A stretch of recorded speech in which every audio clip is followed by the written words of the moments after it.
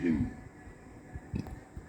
أنت الحق ووعدك الحق وقولك الحق، لا أنت سبحانك إنا كنا من الظالمين.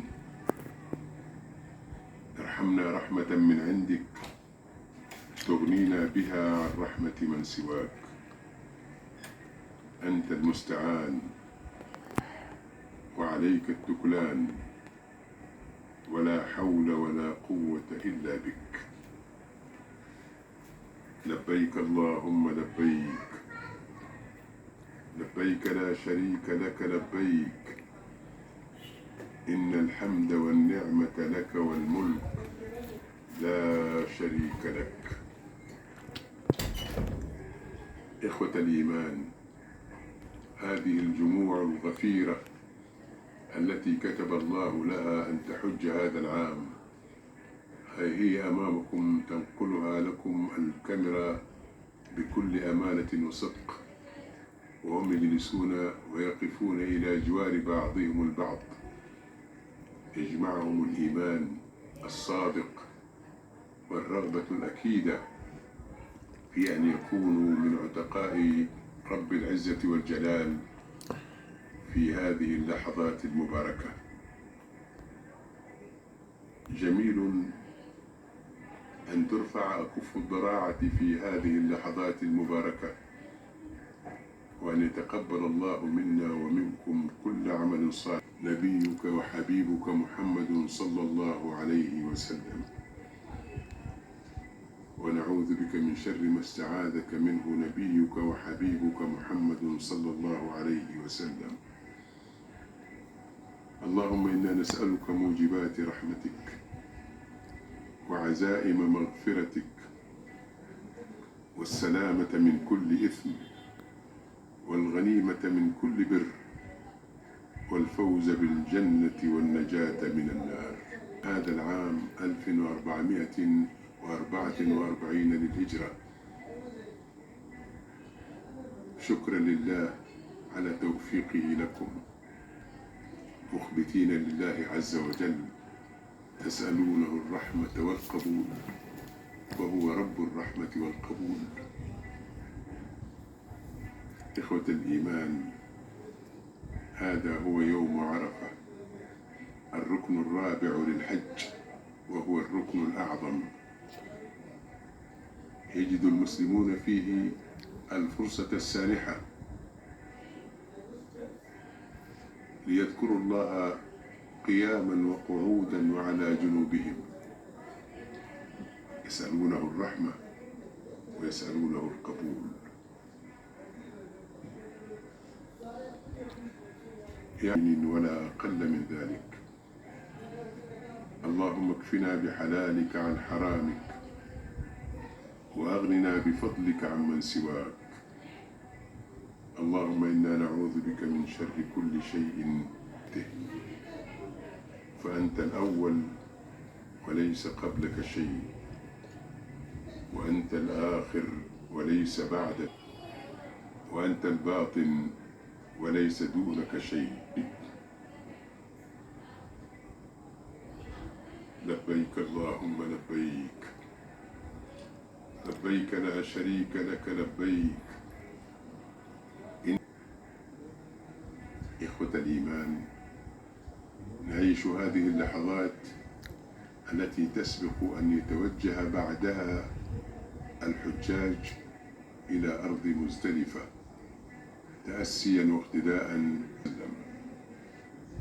الكل في هذه اللحظة منشغل بالذكر والدعاء، لأنه في فرصة سانحة.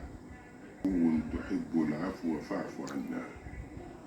اللهم اجعل أوسع رزقك علينا عند كبر السن وانقطاع العمر. ربنا آتنا في الدنيا حسنة وقنا عذاب النار. إخوة الإيمان، الكاميرا تنقل لكم كل شيء بأمانة وصدق، فترون هؤلاء الحجاج الذين يقفون على أرض عرفات في هذه اللحظات المباركة، وقد تركوا كل شيء وراءهم وتوجهوا. أكف الضراعة لا تنفك ترتفع إلى عنان السماء، ترجو رحمة الله وترجو قبوله في هذه اللحظات المباركات. وإليك أنبنا وإليك المصير، ولا حول ولا قوة إلا بك. الحج يعلم الناس القوة والعزيمة والثبات، يعودون إلى حياتهم وديارهم كيوم ولدتهم أمهاتهم بصدق وأمانة وحب للعطاء، يتعارفون مع بعضهم البعض في أرض عرفات مصداقا لقول الله تعالى: وجعلناكم شعوبا وقبائل لتعارفوا. جاءوا من شرق الدنيا وغربها ووسطها وشمالها وجنوبها بلغات مختلفة وعادات مختلفة وثقافات مختلفة، ولكن يجمعهم إيمان واحد وحب في الله واحد ورغبة صادقة في أن يكونوا مقبولين عند الله عز وجل. كيف لا، وقد جمعهم في مكان واحد فذابت الفوارق واجتمع الإيمان في قلوبهم فأصبحوا قلبا واحدا وجسدا واحدا وروحا واحدة.